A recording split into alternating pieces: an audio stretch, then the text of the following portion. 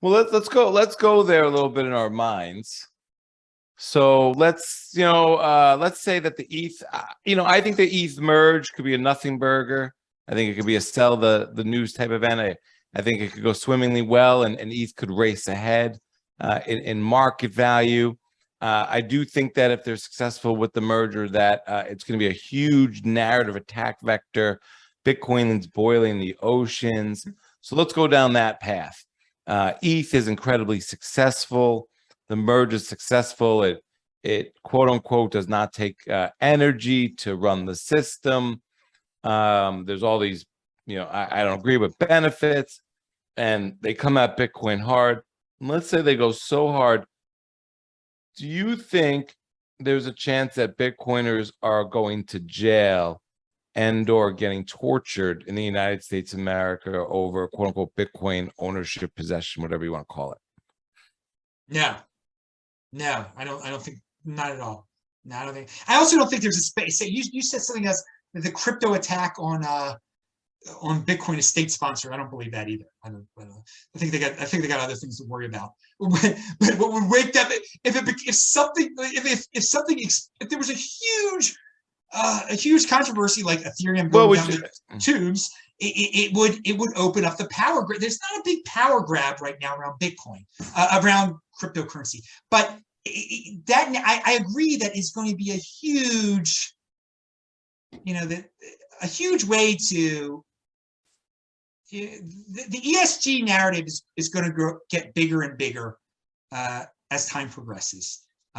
More people are going to buy into this. So to have an ESG kosher cryptocurrency being Ethereum, it will create interest in taxation of Bitcoin, just some really annoyances when it comes around Bitcoin. There are going to be some really annoying things, but in terms of arrest, and there will be states that make it illegal to mine Bitcoin. Definitely. That's coming around. Illegal to hold Bitcoin. Like an executive 6102, like they did with gold. Do you think it's a greater than zero possibility? If Elizabeth Warren becomes president, it's the only one I'm worried about. Seriously, the others, that could be her thing. But most of these guys are just empty. I mean, look at the guy right now; doesn't think anymore. So that they're going to keep on going down this catastrophe doom hole. I mean, okay? if Elizabeth Warren was true to her quote unquote values and connecting dots, she would be very pro Bitcoin. Oh yeah, because in helping the common man. Yeah, that's one of her. Right. If she was actually going against the banks. But she's against the rich and successful. And those are the easiest scapegoats. Those she could find somebody. Look, I just taxed Elon Musk $50 million. I just taxed this Bitcoiner 50. I mean, it'll only if you hold the only wealth tax I'm creating because it's environmentally unfriendly is Bitcoin, and it'd be we would be the ultimate scapegoats. I think Bitcoiners could become big scapegoats. That's a very bad case scenario, especially in certain states, but maybe other states would step up. But on a federal level, with Elizabeth Warren as president, we could be the most popular scapegoat. Yes, we could. I mean, I don't think you get a lot of this state individuality without the crash and burn of the dollar. So I think you kind of have to get to sort of that great future of. I don't see the dollar being strong and state rights or states autonomy being strong at the same time. Yeah, but they won't. If Florida didn't secede but just didn't continue to do its own thing, what would the government wouldn't? And the federal government still had huge control over most of the rest of the country and was just bringing in the tax revenue and stuff.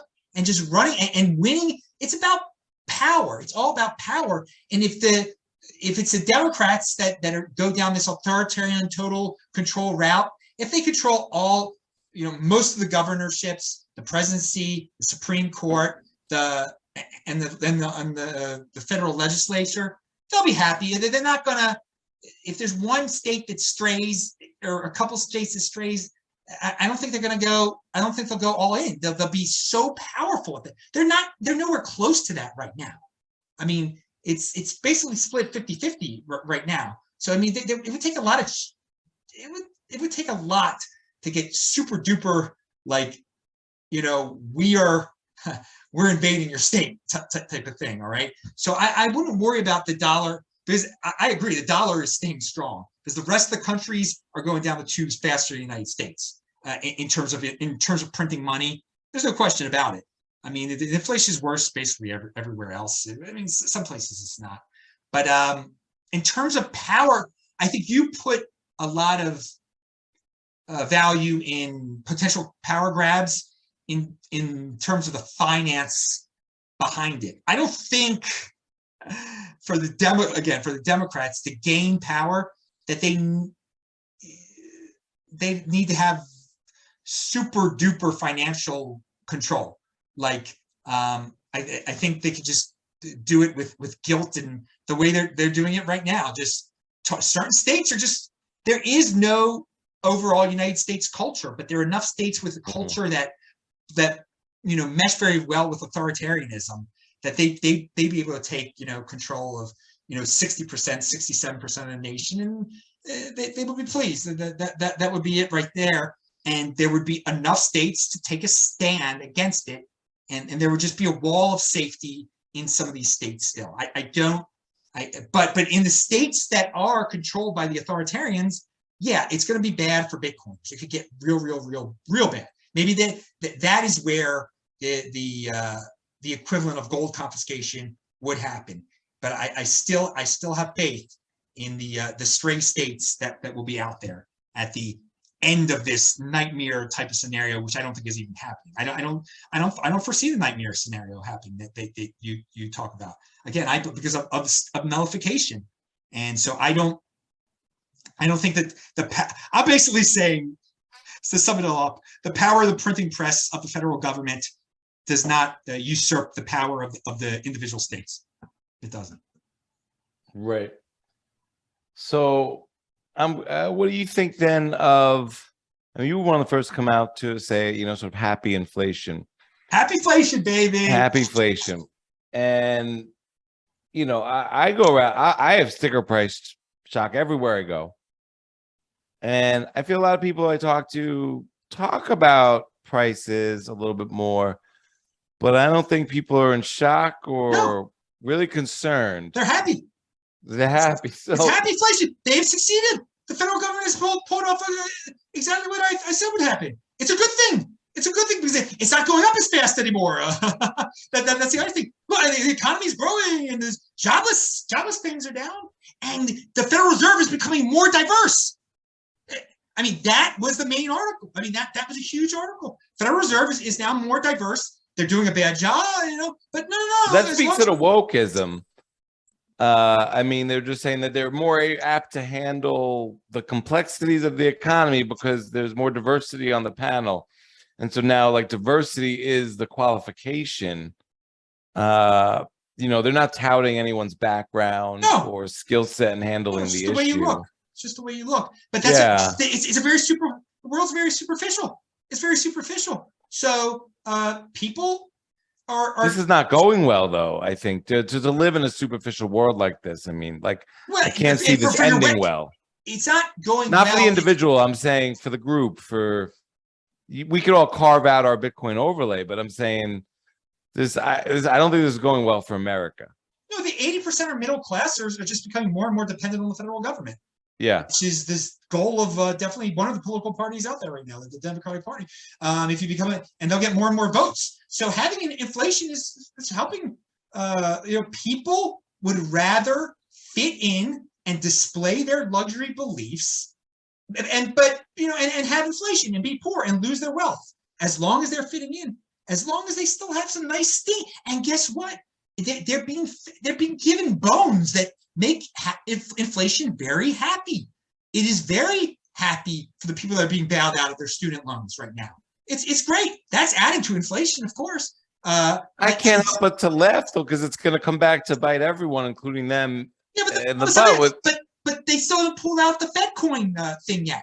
We still haven't done Fedcoin, where the United States government will be issuing mortgages through negative 10% interest rate mortgages. So everybody can get paid to buy a house, and they'll still default on their negative 10% mortgage. We're not even close to that yet.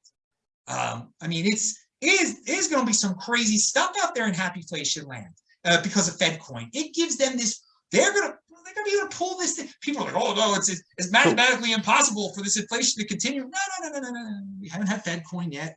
Negative interest rates, because Fedcoin allows negative interest rates and allows for and if Elizabeth Warren is president, she might just get rid of all most banks. You know, the Federal Reserve. You'll be able to directly interact with the Federal Reserve. That'll be your bank now, and you'll be able to get negative 10% mortgages through them. Negative 10.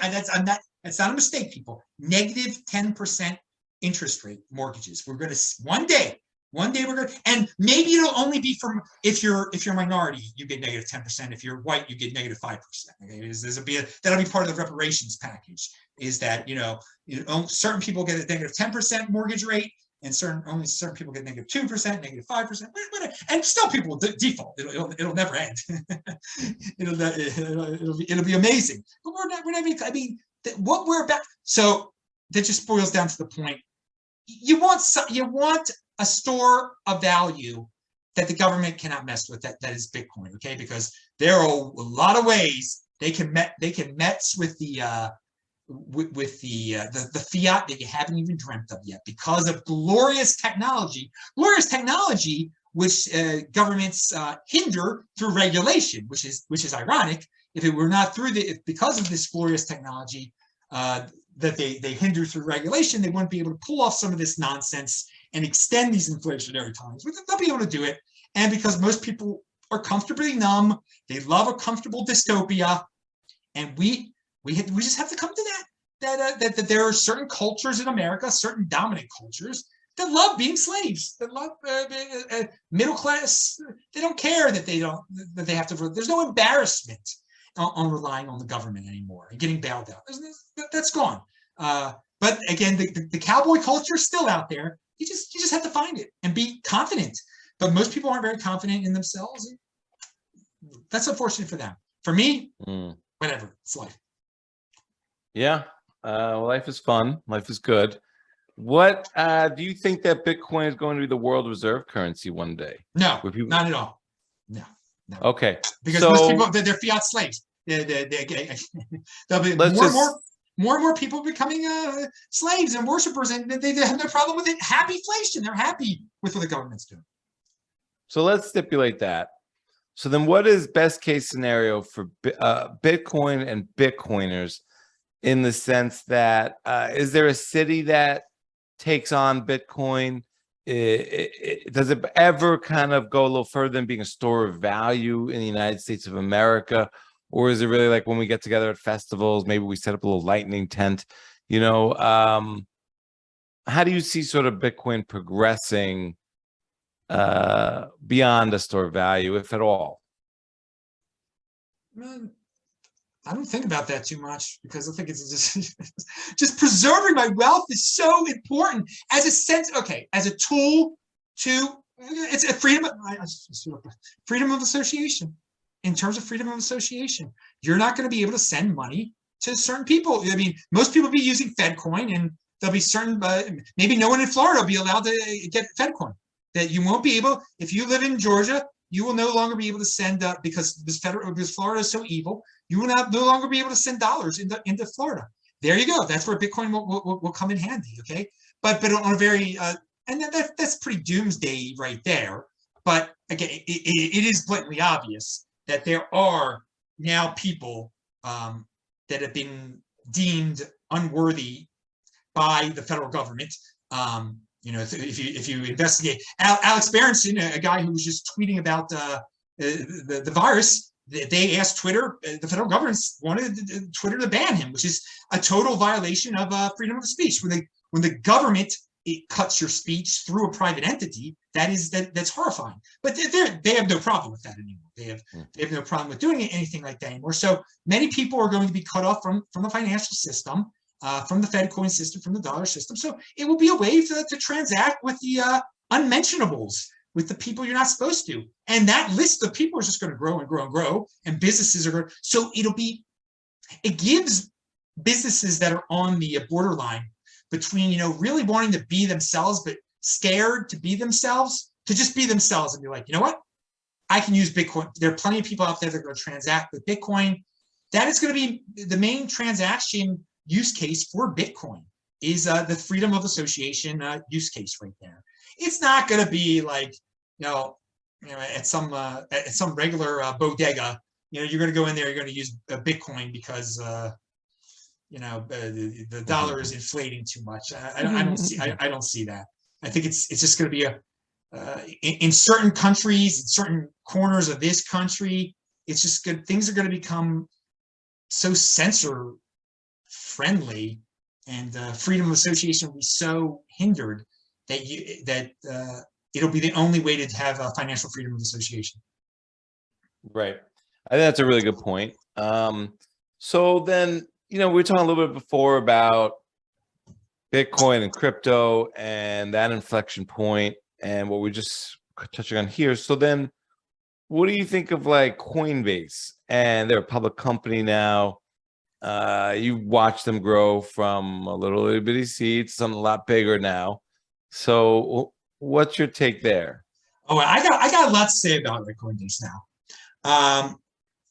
I just heard the Lex Friedman, Brian Armstrong interview, which I thought was great. I'd really not listened to Brian for that long period, 2 hours or whatever. I'd hardly heard his voice before. And the dude definitely had good intentions. He had, balls of steel to start something that early in something that was, I remember 2013, okay? I remember when Coinbase first allowed people to buy there. I bought that. That's where I bought my first 2 Bitcoin in November of 2013. Thank God. And that I had that. So I am forever thankful for Coinbase to, being the first way for Americans to like easily, not having to wire money to Japan, to be able to easily buy it. And I'm, for some time, I knew they were going to become the first public company. I think it was great to have a Bitcoin company become a public company. I think that was great for the space. I looked forward to that. I remember the growing pains of 2016, and a lot of people were suspecting a lot of things. He talked about how bad their customer service was. In the interview, he was revealing a lot. The biggest thing he revealed, which I think is something everyone's got to, and I suspected this in 2016. I really did. And he didn't say it was in 2016 per se, but he said it was early on. They were getting a lot of venture capital funding. And I have no problem with a lot of people like to vilify venture capital funding. Do you need funding somewhere? You're going to turn away free money? I mean, not free money, but you're going to turn away $25 million, $50 million? There came a point, he said, because people were buying Bitcoin, people were selling Bitcoin, they're getting venture funding. They didn't know how much money they had. Think about that. What would become the first publicly traded Bitcoin company, probably in 2016, did not know how much money they had, and they had a lot of money. So at one point, what he did, he just set up a separate bank account with some of the venture capital money that he had. So at least he knew there, because if you don't know how much money your company has, you could be insolvent in 2 seconds. Now, I want you to fast forward to today. Fast forward to today, where people are so confident in all of these third-party companies that are out there that they're solvent. Dude, the most famous, biggest, first public Bitcoin company did not know how much money they had at one time. What makes you think that there are plenty of companies out there in this space right now that don't know how much money they have right now, even though they're receiving hundreds of millions of dollars of venture capital money? They didn't have a proper CFO, okay? So it's still going on out there, okay? That is a huge takeaway from early Coinbase, mid-year Coinbase. It could still be going on. We don't know what's going on at these companies at all. Don't be so confident because a company, I'm not going to name names like that, but because some big Bitcoin guy out there that's huge on social media and is rich and is a venture capital guy, but he's funding some company that's hundreds of millions of dollars he's getting them, that they even know how much money that they have, that they even have any money left, okay? I mean, we don't know. So that For all these people that are like, I want to invest in this company, they're too bored with the underlying. Invest in the underlying, which is Bitcoin, okay? That is the underlying asset that powers all of this nonsense that's out there, okay? You don't know how much these third parties have, okay? They could have the best venture capital funding in the world, which Coinbase had. They weren't being held by the venture capitalists to tell them how much money do you really have. That's unbelievable. That's how loose the venture cap. I mean, it says a lot about the chances, the risk that venture capitalists are willing to take. Okay, so going back to pure Coinbase right now, clearly they've become an altcoin casino. He's going in that direction. He has no guilt in that. Dude, that's what the 80%ers want. They want yield. They're bored. They're bored with Bitcoin. They want fancy sets and graphics. You see it in every aspect of life. He's got a publicly traded company. He's got to make money somehow, okay? He's got to maximize shareholder value. The way you do that in the quote unquote cryptocurrency space is you do all this altcoin stuff right now. What's the big? And right now he is holding his breath because the Ethereum merge is huge for Coinbase, because it will be such a quote unquote safe way to get your yield from Ethereum. Most people don't know how to, I don't know how many do you even need? How many Ethereum do you need? Ether do you need? Is 32. 32? 32. And you have to set it up. That's around 50 grand right now. Yeah. But people don't know the technicalities behind that and how to do it properly. You just let Coinbase, you don't have to have 32 at Coinbase. Right. They do it for you. They've got plenty of 32s over and over and over and over again. So this is going to be a huge business for the exchanges, for Coinbase. And most people out there right now they know Ethereum is the number 2 cryptocurrency. They don't know that you're going to be able to get yield from it. Like, I mean, people say, buy the rumor, sell the news. I think, once they do they're going to accomplish it. I think the price will go down. I think leading up to it, the price will continue to go up. But then it'll go up again after it goes down afterwards, because people are going to realize, like, wait a second, there are all these people that own a bunch of cryptocurrency. They don't have it on their Trezor. They have it at Coinbase. I mean, Brian talked openly about, he says he doesn't want people to hold there anymore. There's too much responsibility. But that was one of their that was one of the original things they wanted to be, was a Bitcoin bank, original. And maybe it's changed. I'm not in his head. But guess what? Most of the normies, most of the institutions, they got third parties holding it for them. Okay, and so people are going to say, wait a second, I've got the same amount of Bitcoin as Ethereum, or I have a little bit more Bitcoin than Ethereum because I just diversified for the sake of diversification. Most people do that. Well, wait a second. Why don't I buy more Ethereum? Like, Bitcoin doesn't pay me any interest. Ethereum does pay me interest. I'm gonna buy more Ethereum at Coinbase, and it's this is a big deal for Coinbase. They're going to get a lot of people to buy Ethereum because of this. Now, I mean, you said that there could be a scenario where the flipping happens. You might have implied, I don't want to put words in your mouth, but you said something about market cap. I don't think that is going to happen. I mean, Ether would have to be worth 16% of a Bitcoin. I think there are going to be a lot of people hyping that. I think it's going to get up to 10% of a Bitcoin. Should we really care? No, I don't care. I think Bitcoin will be going up in value too during this entire debacle, or not debacle. But I mean, if normies that never bought a cryptocurrency before start flying into the space because they hear they can get yield on Ethereum, they'll be prone to get a little bit of Bitcoin on the side too. Maybe not as much as Ethereum, but whatever.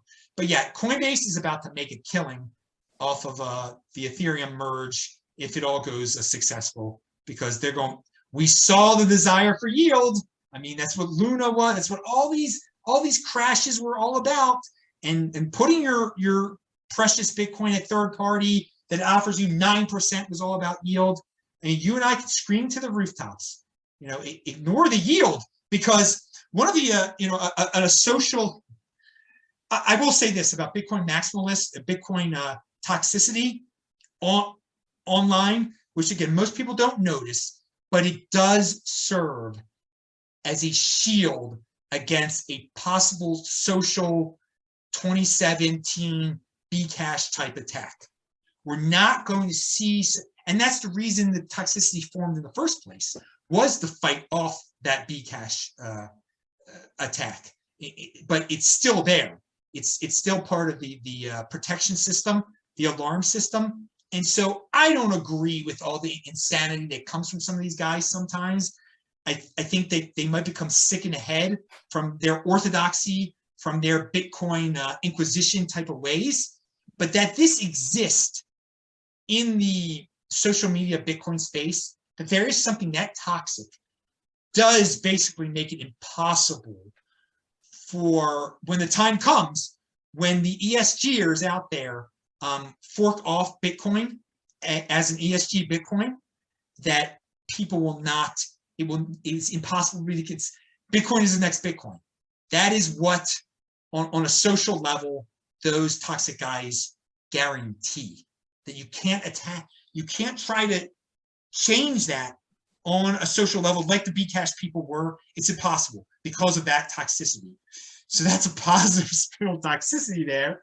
It's also a reminder that the ESG narrative will be expanded because of Ethereum to a point where someone famous will try to fork off an ESG Bitcoin.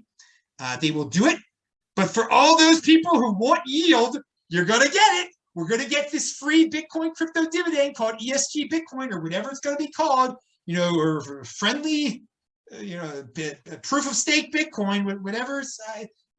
That's positive. I mean, it's not going to be the next Bitcoin because of our toxic brothers out there, and a lot of other reasons. But that's one of the reasons. And we'll that's how.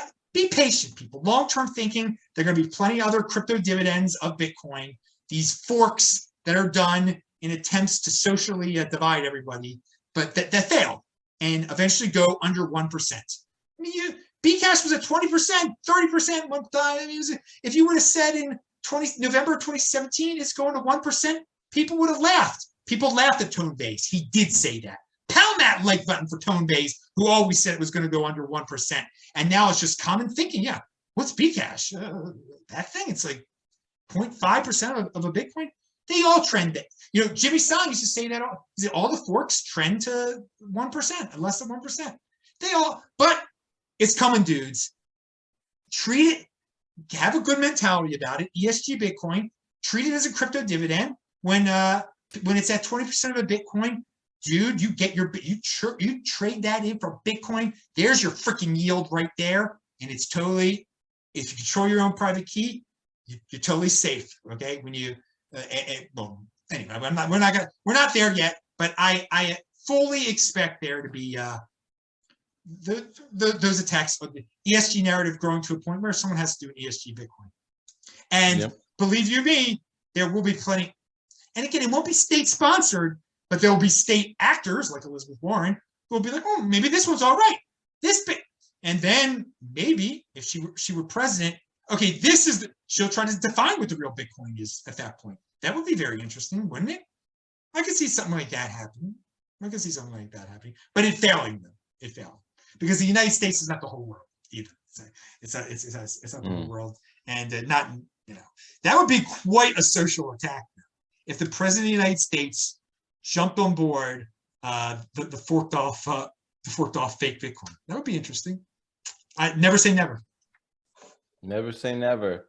I think that, I have a very bad experience with Coinbase. They have no obligation to me, but when I went there in 2017, they presented other coins in that sort of light of this is another or something to be equated with Bitcoin. My fiat brain was like, oh, I got to diversify. These things have a smaller price point. This is interesting. They owe me nothing, but I'm allowed my own free ill will towards them. And I kind of, I also think that if maybe they did focus just on Bitcoin, I think in the long run, they'd be better off. I think they'd be better off even now, maybe if they just bought Bitcoin instead of maybe some fancy couches and the nice lunches for whoever they need to impress. I have no problem with VC money, PE money. I do know as a corporate accounting consultant for 25 years that I've met a lot of CEOs that have no idea how the balance sheet looks, how much money they have. Generally speaking, they're great salesmen. They got to increase the top line. Everyone else down the line can figure out what they need to do with the balance sheet. But yeah, they easily run a company into the ground. I wouldn't be surprised if Coinbase is fractionally reserved. And when it comes to yield, I think of what Alan Farrington says, and I think he put it on a t-shirt, but where does that yield come from? So when you clearly define where the yield came from in Bitcoin, it comes from these free coins. You don't rely on them, but they might come once in a while, and you just cash them in for free Bitcoin. That's some yield. In this other game, I think it's a lot of Ponzi economics and sort of risk-free loans, risk-free trades that aren't actually risk-free and come with a lot of counterparty risk. And that's why I think the toxicity, while can be a little ill-fitting or ill-becoming, I think it's just important. If people actually listen to what those ideas are, it tends to bear fruit to stay away from the bad things and go towards the good things.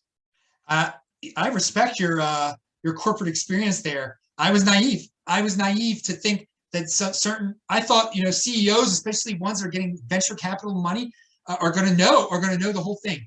I thought it was just a basic, fundamental knowledge. You need to know how much money you have. You need to know. You need to know your budget. And I was naive. I definitely was naive. But just go raise more. But the thing is, clearly, in your corporate experience, you saw, I wouldn't say similarities, but we're talking on a startup level or on a venture capital funded startup level. Clearly, it's going to be more prevalent. It's going to be more prevalent. And yes. So you should, I think a reasonable person should think that every single company is could default at any moment. And there's fractional reserve, ones that are loaning out money that it is fractionally reserved, even though if they say there's something behind it. Where does Ethereum get its yield from? You didn't say that. I'll say it, out of thin freaking air, baby, because it's the belief that it's the belief that Ethereum has value. So they're printing Ethereum out of thin air. Yes. So I mean, but people buy into. I mean, the desire for yield is so much, and the brand Ethereum has built itself a brand. Okay. I mean, for God's sakes, Hex is able to pull it off. Richard Hart is able to pull it off. How does Hex get its yield? Out of thin air, through Richard Hart, through a cult leader. So if they're able to do it on that smaller level, of course, Ethereum will be able. But no, it's a very valid point. Where does the when you're that Farrington, whatever you pronounce his name, where does the yield come from? It's interesting to analyze that with Ethereum. It's being printed out of thin air, just as Hex is, right? Yeah, it's the same thing. Just different level of professionalism. That's all. Mm-hmm. So, you know, you've been around a long time, and you have a great quote: "Bitcoin always returns to its all-time high." So I ask this the way I am on purpose. Are we still in a bull market? No, we're in the bear market. We're definitely in the bear market. I mean, it's the Juneteenth crash, whatever there was no doubt at that point. I mean, that we've been in a bear market, and the only way we're going to get back in the bull. I mean, it's part of the cycle. You know, everyone was like, it's going to be different this time. It's not going to be like 2014. It's not going to be like 2018. It's just like it. It's just like, except. Well, in terms of it being a bear, the timing of the bear market is exactly the same as those 2 years. Exactly the same. But what's different this time is that there's not as much panic. The businesses are operating still. I mean, you can still get a job in this space. Events are still going on. It's just so much more robust. It's so much more ingrained in normie society. It's a bear market. Deal with it. It's not just like this existential threat that it was in 2014, definitely, that some people tried to paint it in 2018, which it wasn't. It's part of the cycle, and the cycle didn't change. It wasn't different this time. The 4 year based around the halving cycle seems like it's pretty much set in stone. I would not I wanted to think it could be different this time. I wanted to think it could be different, but it's the same. It's 2022. It's just like 20. And so for all you people that say 2026, it won't. It'll probably be the same. I'm convincing myself. But again, what you got to remember is a 210,000 block theory. Take 210,000 blocks ago, fiat wise, it was worth a lot less. You could take any time in the history of Bitcoin and subtract 210,000, and it was worth less. So for the people that are so down that it's 20,000 right now, buy it now. 210,000 blocks, it'll be worth more. And it is always returned to its all-time high, usually around the same time in the cycle and everything. But I will say this about the bear market. Yeah, there's sentiment out there. A lot of these companies had to clear out. A lot of people transfer their Bitcoin into stable coins. You see stable coin valuations. It's huge. I mean, they're some of the biggest cryptocurrency market caps out there. So there's a lot of money on the sidelines now.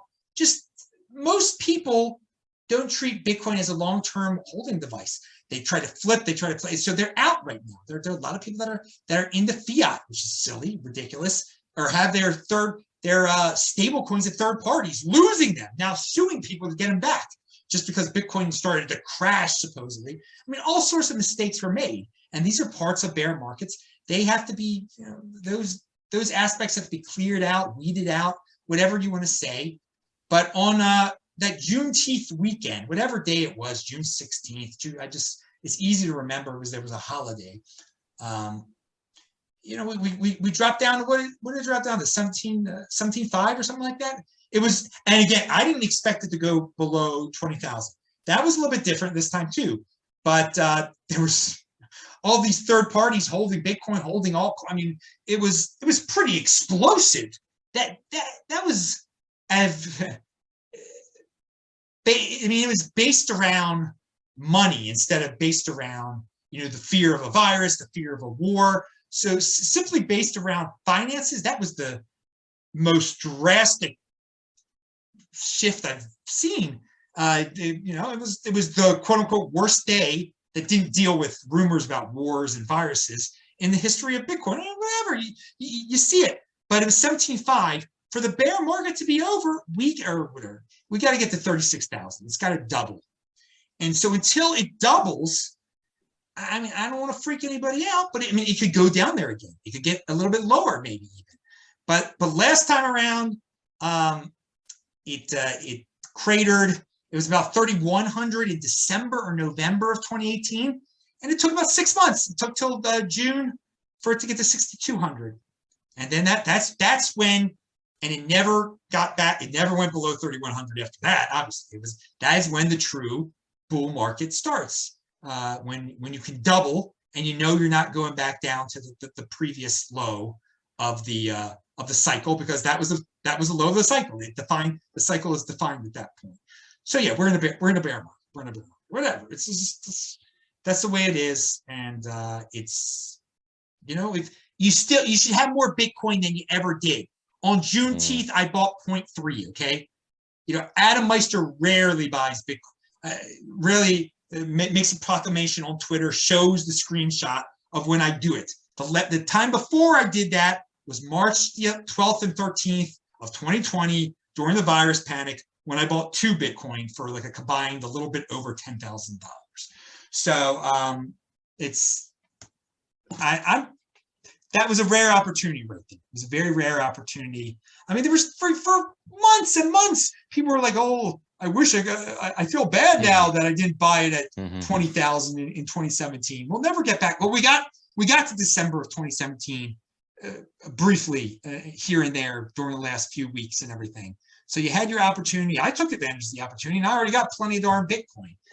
It's the rich get richer. I mean, but that's personal responsibility. It's a new counterculture. And I've said this before, in a year or 2 years, next halving, a little bit after that, when we're booming, people are going to say again, you just got lucky. You bought it you bought early. You did this, you did that, you did whatever. And, you're rich. You're rich. You're lucky. You're rich. You're this. You have no talent. Let's live in the moment right now, okay? I wasn't lucky, dudes. I bought the stuff just now when the sentiment was the worst freaking ever. Okay? Financial, not based on a virus, not based on a war or anything like that, purely based on financial shenanigans and all this craziness. Everyone is panic stricken. I bought. Okay? That isn't luck. That's using your freaking head. Okay? So the people, and I'm rich already, and I got richer because of it. It ain't luck. And I'm not guilty that I'm getting richer and richer because I'm smart. And it's not luck. And I think the sucker MCs out there that love to say when times are good in Bitcoin, that it was lucky, they're poor. Okay? And I feel nothing.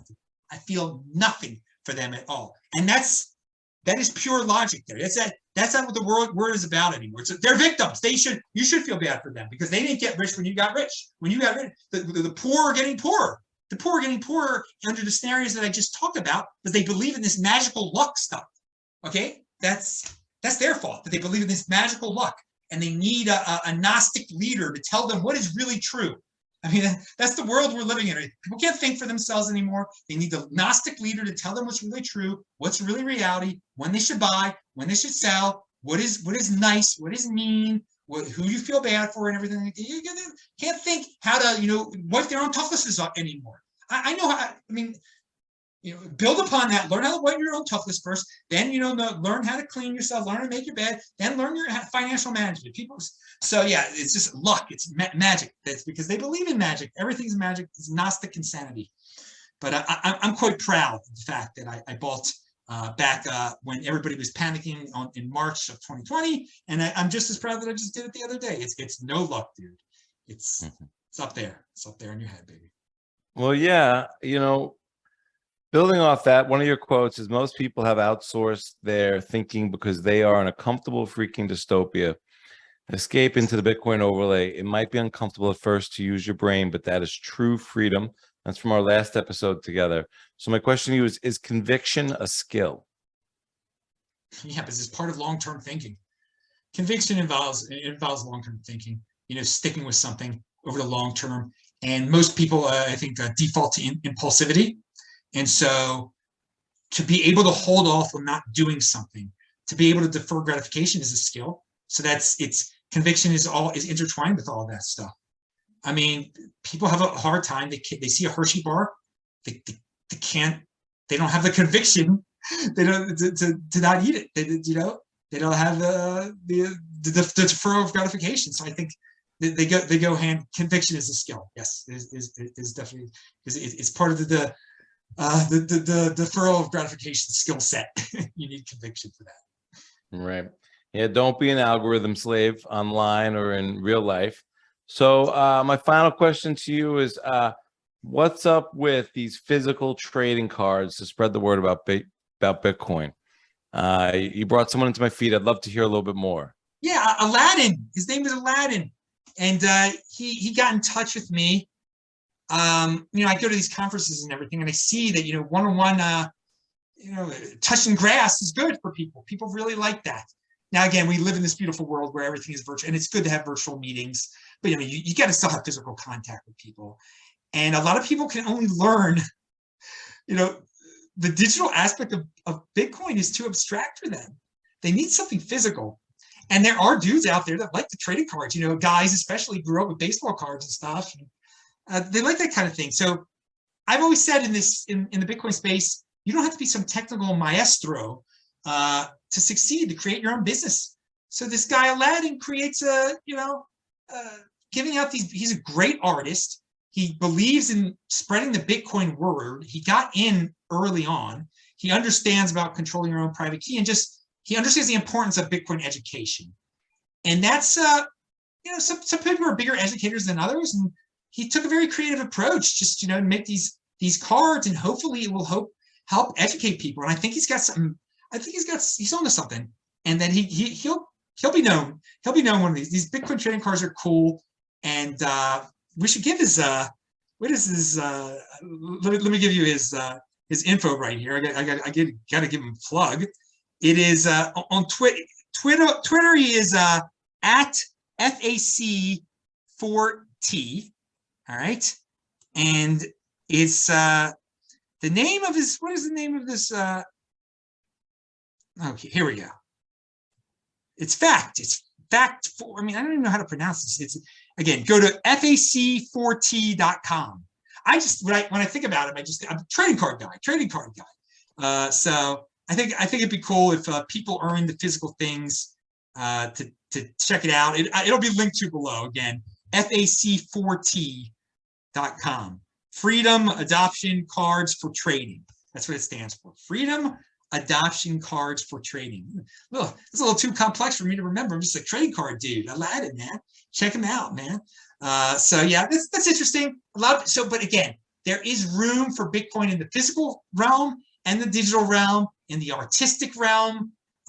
There's so many different ways. So I give him all the credit in the world for being in motion, for contacting me. And I want all the other entrepreneurs out there not to be scared. Contact me. I love for people to network. I know so many people in the space, and other people know so many people in the space, and they love to connect people. So if you got a good idea, physical, digital, whatever, it involves Bitcoin, contact me, contact Cedric, contact everybody, because people are always willing. They might not have time for you, but they'll put you in touch with somebody that does. It's a small world. The Bitcoin world is a small world still in certain ways, of the OGs at least. And you don't have to be an OG to take full advantage of the OG's generosity and wisdom. So yeah, there's my spiel right there. I hope that's inspiring to the and you don't need millions of dollars of venture capital funding either. It'd be great if you just have $1,000 budget. You have $1,000. That's I'd be happy with that if I was running a business. If I knew, I wouldn't be very happy if I was running a business. I didn't know how much money I had. I would feel very. I'd be worried. I mean, but that's it. That's just my personality. Yeah, I love a good spiel. I'd love to hear your advice, maybe to new Bitcoin hodlers. Maybe they're not looking to move and shake. They're not looking to leave their day job, day career, even maybe just yet. They're new to hodling. And then, any parting words and where people could find you. All right. The hodling thing is don't get tempted by yield. Remember that you are a hodler. If you need a reason, a mathematical reason to be a hodler, something, a time limit, you need some type of restrictions. Again, remember the 210,000 block theory, that this is your 4-year savings plan. Do not touch it for 4 years, for 47 months, for 46 months, whatever 210,000 blocks ends up being. You're telling yourself, I bought it at $30,000. Oh my God, it's 20,000. I'm going to panic. No, you're not going to panic, because it's your 4-year savings plan. It's your 210,000 block savings plan. That is your restriction. You've got it. Hopefully you've got it locked away. If you need to lock it away on your Trezor and bury it underground somewhere, I mean, figure that out. But just get it through your mind that holding means 4-year savings plan. If you need clear definitions like that. Some people don't. They're just like, yeah, I'm holding long term, when my kid gets to college, blah, blah, blah. But some people need a really definite time. And then you can start trying to calculate, well, what day is it going to be in 2026? But what I would also do is don't check the price every day.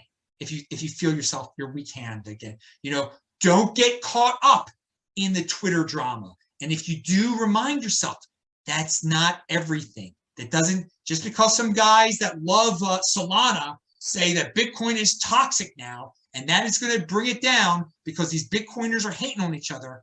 That's not true. Most people don't know about that. So you got to leave the social media cryptocurrency space if you start believing that stuff is true. If you start believing those kind of narratives, those are just purely narratives. They do not, that is not real life. It does not affect, Bitcoin does not care that two maximalists are cursing at each other. It doesn't care. It's not a person. It has no emotion. It is not a religion. All right. It's just numbers. So again, remember, it's just numbers. So you get that 4-year number thing in your head, 210,000 blocks. That is really a strong holding mechanism for those who start to have weak hands. But and know that I've been doing this a long time, dudes. I've seen ups and downs. I've seen worse. You haven't seen, live through a cycle too. That's another thing. Your class of 2021, wait till 2025. because most people I talk to, Mm-hmm. once they've lived through a cycle, they do have a completely different mentality. But most people don't make it through the cycle. Know that you're elite too. If you can make it through the cycle holding, if you can make it through this 4 years, most people cannot do it. They are way too impulsive. They do not have the conviction, long-term thinking skills. Their long-term thinking skill set is horrifying.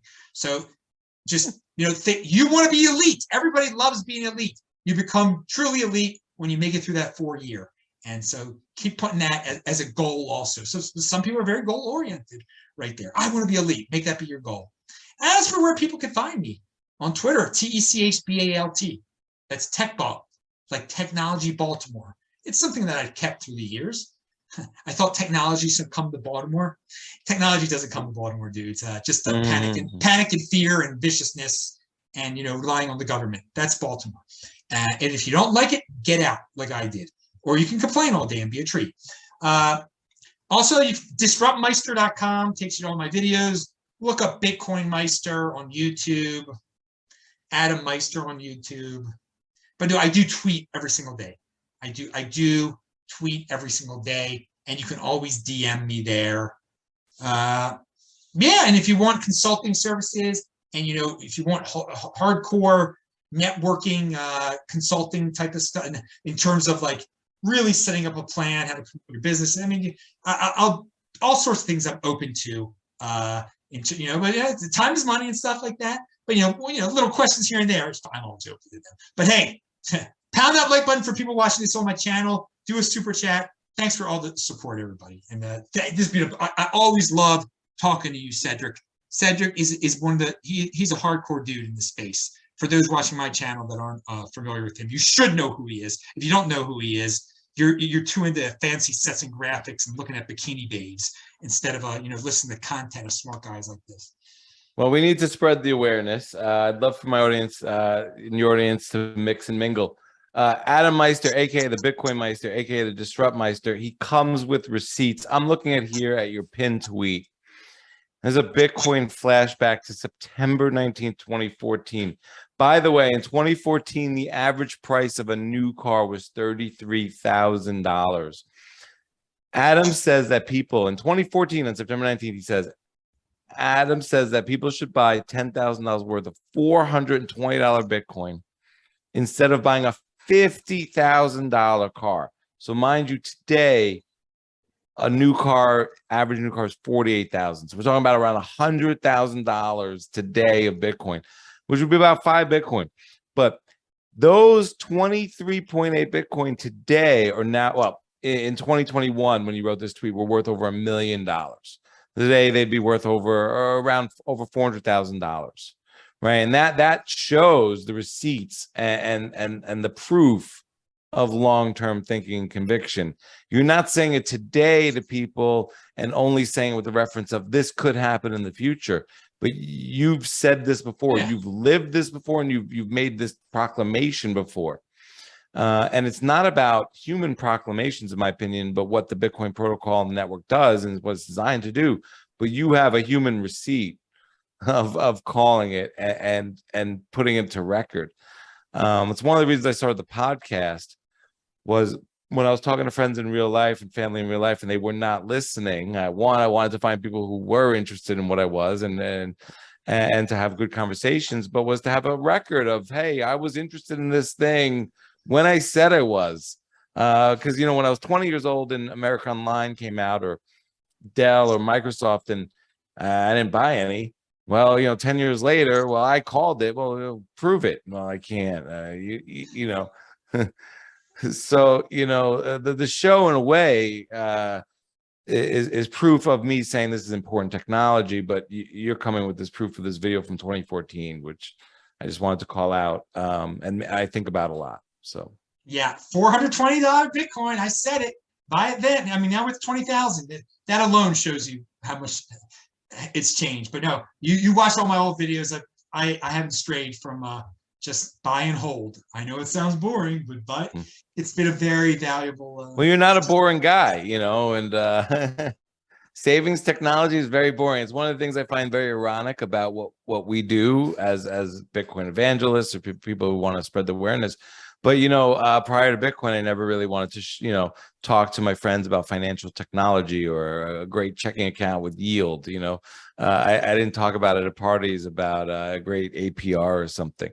So it is changing my world in very different ways. Why I think it's more than just a basic piece of monetary technology, but it creates a lot of passion and enthusiasm. But I love the receipts. I love what you've been doing. You know, I was thinking about people to bring back, and my wife was like, "You got to bring back Adam."